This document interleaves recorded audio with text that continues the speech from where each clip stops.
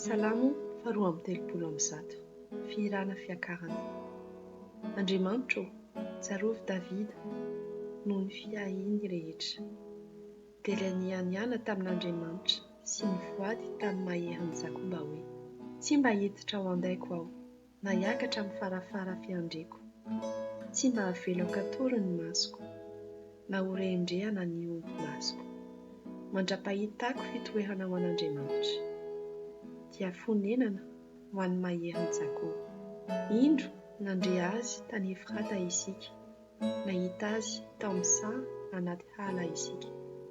Aoka hiditra any amin'ny fonenana isika, ka hivavaka eo amin'ny fitoeran'ny tongony.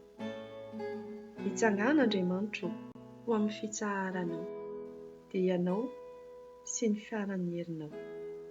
Aoka ny mpisoronao hirafy fahamarinana, ary aoka ny olonao masiny hiopy. Noho ny amin'ny Davida mpanomponao, dia aza mampiala maina ny tavan'ny voahozitrao. Andriamanitra efa nianiana tamin'i Davida, ary marina izany ka tsy hitsoahany.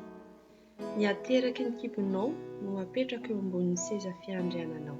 Raha ho tandreman'ny zanakao ny fanikeko sy ny teny vavolombeloko izay ampianariko azy, dia hipetraka eo ambonin'ny seza fiandriananao mandrakizay tory kosa ny zanany. Fa Andriamanitra efa nifidy an'i Siona, ary naniry azy ho fonenany. Ity ho izy no fitsaharako mandrakizay tory.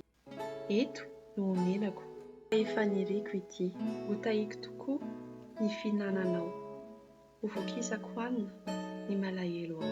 Ny mpisoronao dia ampitafiako famonjena, ary hiopy tokoa ny olo-masinao. Ao no ampitsimoako tandroka ho an'i Davida, sy hanamboarako jiro ho an'ny voahozitro.